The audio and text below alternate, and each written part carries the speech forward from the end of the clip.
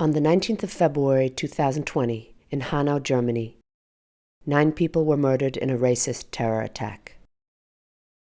6 of them were killed at Kurt-Schumacher-Platz in the suburb of Kesselstadt.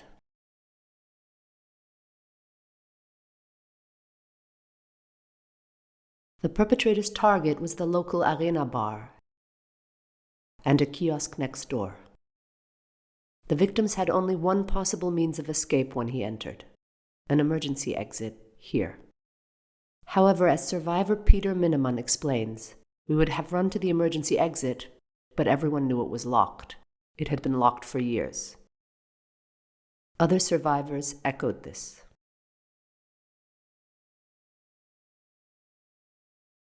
There are allegations that the history of how the arena bar has been policed and surveilled may have been a contributing factor to the emergency door being locked. In August 2021, the public prosecutor in Hanau discontinued criminal proceedings on the subject of the emergency door, claiming that it cannot be assumed with sufficient certainty that the victims would have managed to escape through an unlocked emergency exit. Forensic architecture and forensics were asked by the families of the victims and the initiative 19th of February to examine this claim. We began with the bar's CCTV footage. There were 6 cameras in the bar and kiosk. Colored areas indicate each camera's field of view. Each camera is numbered within the CCTV system.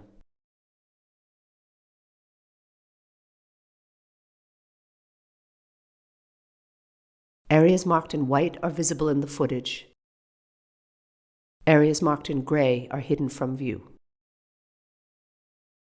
The CCTV system was set at the wrong time.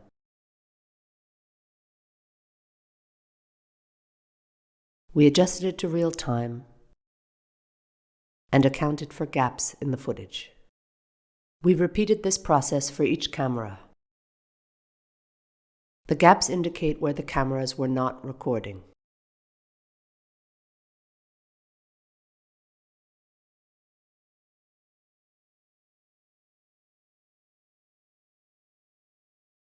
We tracked the movements of everybody inside the arena bar and kiosk, beginning 1 minute before the perpetrator arrived.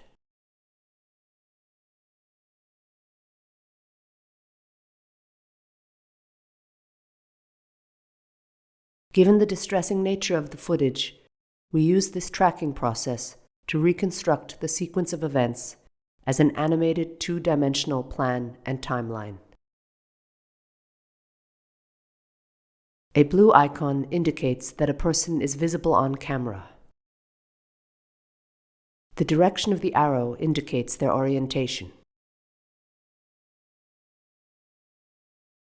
Gray indicates that a person is temporarily hidden from the camera.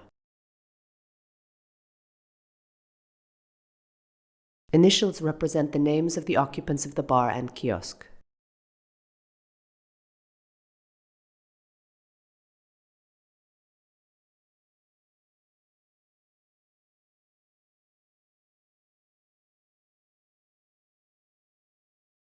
At 10 p.m. and 9 seconds, we noticed the first sight of the perpetrator. One of the CCTV cameras captures him through the window, exiting his car in the car park outside the bar. We mark the perpetrator in red. Around 2 seconds later, Willi Viorel Paun is murdered in his car. People that have been shot are marked with a red circle.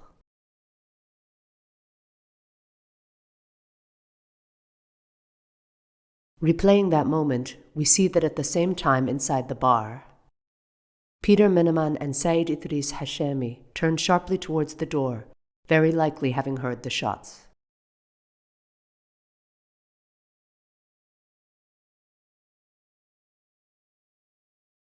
At 10 p.m. and 23 seconds, the perpetrator enters the building. Idris sees him as he enters the lobby toward the kiosk. Idris later said that he saw the gun in the perpetrator's hand. At this point, the occupants of the bar clearly realize that they are under attack and move towards the rear of the bar. The perpetrator enters the kiosk at 10 p.m. and 25 seconds. He is already out of their field of view when the people inside the bar begin to run. The perpetrator fires at least 5 shots, killing Ferhat Unvar, Mercedes Kirpac, and Gökhan Gültekin. When the occupants of the Arena bar hear these shots, they visibly increase their pace. At 10 p.m. and 32 seconds, the perpetrator enters the Arena bar. This is 9 seconds after Idris first sees him, and the group of 5 begins to flee. However, they run into a dead end, leaving them trapped. The perpetrator fires 16 shots at close range, killing Said Nisar Hashemi and Hamza Kurtovic.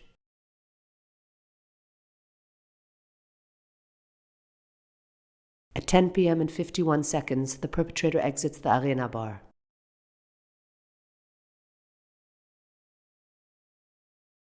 The aim of this investigation is to answer the question: if instead the group had run toward the emergency exit and it had been open, could these 5 have escaped the attack? Our analysis focuses on these 5 people seen fleeing to the rear of the bar.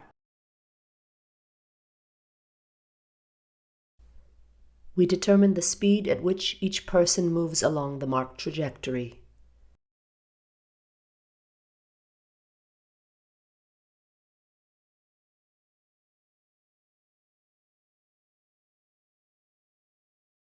Until they decelerate and stop, having run into a dead end. The speed graph also shows how the group accelerates after shots were fired in the next door kiosk. We mirrored their paths to see what would happen if they had run toward the emergency exit at the same speed.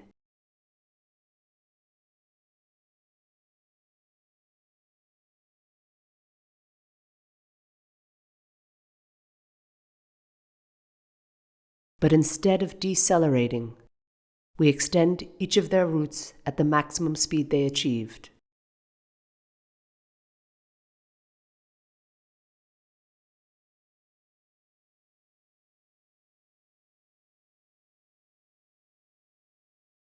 Until 10 p.m. and 32 seconds, when the perpetrator enters.